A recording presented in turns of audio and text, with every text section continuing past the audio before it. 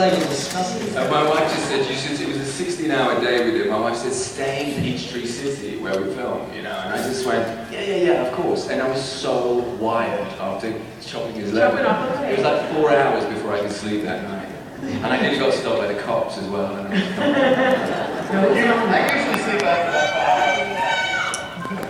Sorry, what is that? Is that my wife? Someone loves you. Someone loves you a lot. I love you too. I love you too, Norman. Pipe down.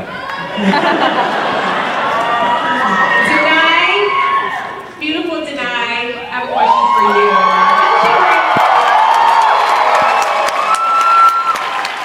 Denai, your character began almost totally in silence. Like there was a long time before Michonne said anything, and everything was done with, yes.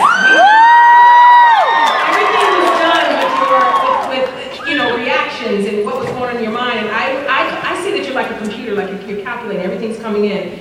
You're now opening up and you're starting to be more emotional on the show. So what, as an actor, is more difficult? Is it harder to be the tough, silent, stone person, or is it more telling or challenging to be the emotional, gushy Michelle? It was harder to be silent. I'm not a silent chick.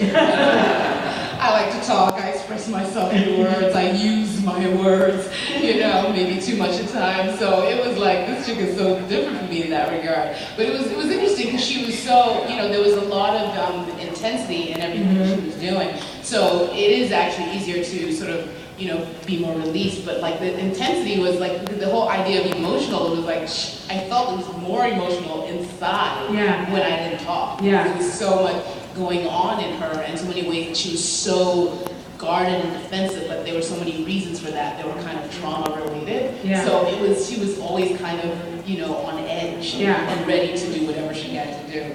So that was actually kind of, that was a lot to work into. I have a question for Glenn and Maggie. It's a question it's for Lauren, but I think Stephen may have a rebuttal once you answer. Lauren, this is a rough one, but I gotta know. If Maggie had to choose between Glenn and Herschel, who would she choose? Oh. I know it's fair. You guys have thought it. You have thought this question now. It's not for that. Don't make her answer that. Don't make her choose. Who would you choose, girl? We were drowning in the ocean. There's a lifeboat with 2 seats. Who's getting in? And one of them is a one-legged man who can't swim in the shock, so you're gonna make me decide? I want you to decide, girl. Is it gonna be Herschel? Is Herschel? It's your daddy? He'd float better with his leg. She's not thinking this through. I think Dad would want me to pick my boyfriend, but... Herschel's had a good life. He's lived a long life. He wants his baby to be happy with Glenn. Yes, he would. Okay, so no rebuttal for Glenn. Well, Stephen, who did you pick? Stephen, who did you pick? Oh, what? No. I would make her pick Herschel, and then I would drift away on plywood forever. Like Titanic. That's why I love you. That's the way you do it. Make her think about her decision for the rest of her life. Then you hook up with like a zombie mermaid or something. Yeah. No! Wait, no.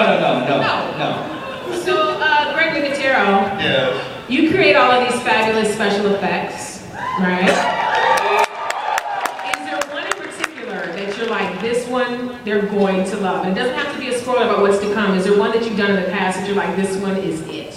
We had a great run this year. There's one of the scripts that Robert wrote.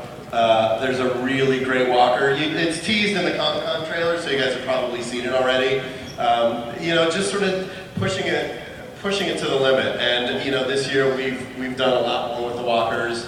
Again, sort of making them a threat again and having a lot more proximity to them. I've directed 2 episodes, so of course I always put as many walkers in my episodes as I can.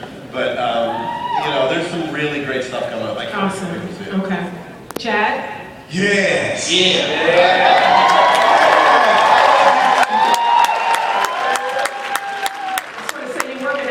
You working that black.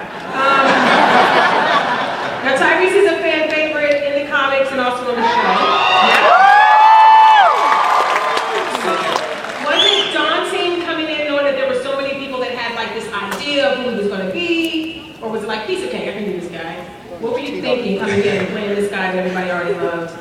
Piece of cake. No, I'm kidding. Well, it helped so much that Robert Kirkman thought that I could fill these shoes. So if the creator of the show, you know, is behind me like that, that gave me a lot of confidence.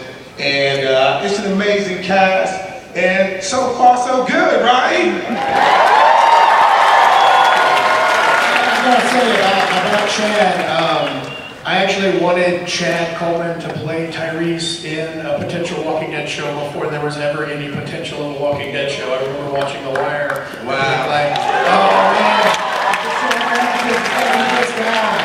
And the fact that it all came together is amazing, and this actor is absolutely fantastic. And I think you guys are going to love what he does in season 4. Yeah, you got great stuff. Okay, good. When you get $300, I gotta give you that. I think it should be at least 5. I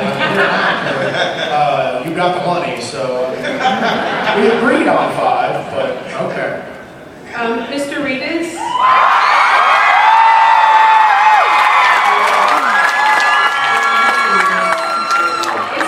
It's become Mr. Reedus now because there's a restraining order. That's why he's so far away. That's why he's so far away. Don't judge me. You do it too. Mr. Reedus. Your scene saying goodbye to your brother Merle last season was like a tearjerker. Yeah. Yes. Where is Daryl now emotionally? Because he was kind of stony to begin with, and now he's had this great loss. Does he close up more? Is he more open, thinking everybody could die, I need to be open? Where is he right now? You know, I think he's grown up a lot since then, and I think he's sort of finding this sense of self-worth through these people, and he's willing to do anything to keep them alive, and he's sort of growing into the man he wouldn't have been before. So I think he's going into season 4 like just full-blown wolf mode. You know what I mean? He means what he says, and he wears his heart on his sleeve, and he loves these guys. So